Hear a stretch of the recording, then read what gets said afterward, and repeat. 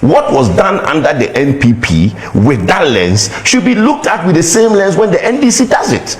In that instance, your good friends and the friends will all be in the same room discussing policies to move the country forward. This attempt to throw things at me, you are very good friends with the NDC and so on, cannot destroy the credibility that I've built over many years of participation in national politics.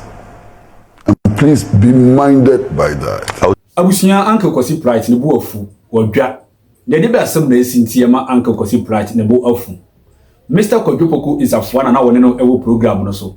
Na Uncle Kwesi Pratt edi nkomo bi edifa honorable Afenyo Markins ne press conference na obeyeye no. Uncle say Afenyo kan sem bia sa asem na okan ye no enye kura na edi kwa san Afenyo kan sa asem no. Intina no esiye no e na Mr. Kojo Poku Nsafoa ka say Uncle, my tear on several programs na me no so share on many times. But as the bia won some na wo kan o support NDC for into we NDC for Adamfo. Mr. Kwesi Pratt Jr. was say on TRC say Mr. Kojo Poku Nsafoa ko kan sa asem wi Junior. The CHD die me pese wo a wo hwe video no na wo jeje. Say the Mr. Kojo Poku Nsafoa all kan no entisa and I say Mr. Kwesi Pratt Jr. na asem na all kan no e na eye no kure. Na Mr. Kwesi Pratt na wo kan say bi say the credibility, political credibility, what built for so many years now. Some NPP members, bringing him down. There be more kasa support NDC, support NDC. Nanso onye NDC member. His Excellency John Dramani Mahama Kura on share on only 2 occasions. Baakun na launch the book and our bas here, and a baakun so no share baby.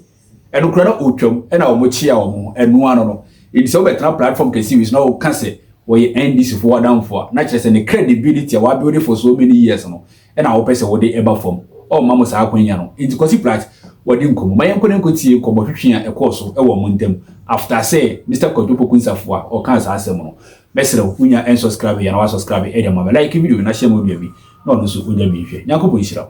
You know, before we started this program you played a clip of an address to the press by the minority in parliament. Yes. And Moro, how did you feel?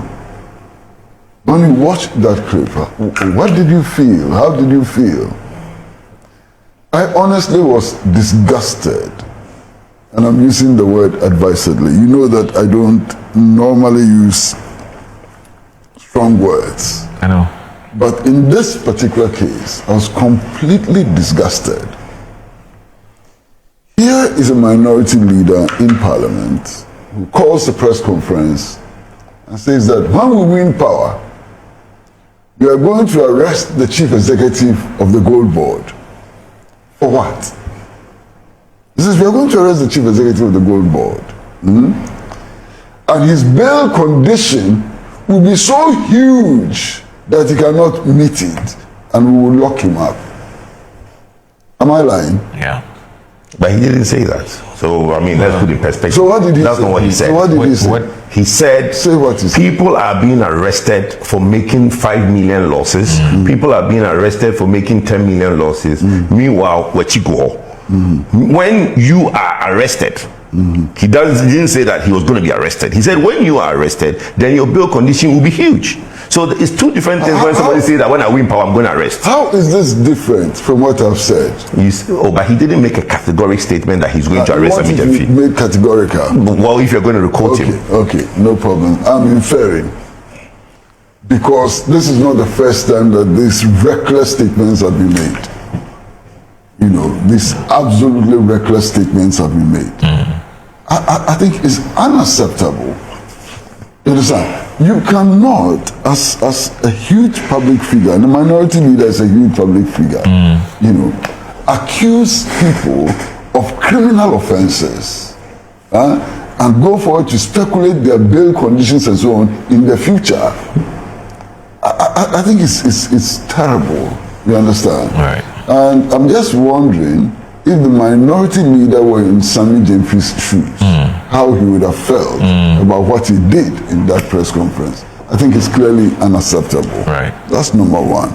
That's the problem, Uncle Kwesi. So when you advise, and I know they are your good friends, advise them. They are your good friends, Uncle Kwesi. Where is that coming from? They are your good friends. Everybody. No, but they are good friends. I add an adjective. They are your good friends. I'm your friend. But the NDC are your good friends. You are not my good friend. I don't know that. You have not told me that, Uncle Kwesi. Oh. Am I your good friend? What do you think? I think I'm your friend. But the NDC are your good friends. Okay. How do you come to this conclusion? Because the point is that, Uncle Kwesi, I have listened to you on multiple occasions. About good friends and bad no, but I've listened to you on multiple occasions, and you speak well for your good friends. So I'm saying that under the lens, when you speak with them, tell them that they should stop it. We should stop this. I agree with you 100%. If they stop it and we look at everything with one lens, then there will not be any propaganda. What was done under the NPP with that lens should be looked at with the same lens when the NDC does it. In that instance, your good friends and the friends will all be in the same room discussing policies to move the country forward. You know, I will spare you something, because I think you are naturally perhaps a good person. So I'm your good friend. Hold on. But look, how do you look at my history and make the kind of statements that you have? And these are your good friends? But they're not your enemies. No. Well, hold on. You should know better. Mm-hmm. In the struggle against the PNDC, I was a key participant. Yes. I was a leader. In the MPP's move to win power in 2000, I was a very key player. Even before that, because you stand on something, I've read the history before. I was a key player. Yes. Actually, I inaugurated the first Dankwa Buzia Club, which eventually became MPP, at the KO Methodist Park in Kumasi. Okay. You understand? I fell out with the Akufo administration on matters of principle. Okay. In spite of that, today, President Akufo is still one of my closest friends. Okay. I see him on a regular basis. We speak on telephone and so on. You understand? He's not my enemy. Okay? I criticize the National Democratic Congress when criticism is due and reasonable. Okay. And there are many instances on which Moro will bear me out. I've been very critical of the National Democratic Congress. This attempt to throw things at me, you are very good friends with the NDC and so on, cannot destroy the credibility that I've built over many years of participation in national politics. And please be minded by that. I'll take it back. When I speak about your claims that Sami Gyamfi will be arrested and that his bail condition will be so huge that he cannot pay and so on, I do not speak to these issues because Sami Gyamfi is my friend. Yeah, in fact, since the National Democratic Congress came to power in the January of 2025, I have never met Sami Gyamfi. I've never seen him. Okay. In the whole period. You understand? So you should understand that. I agree. Okay?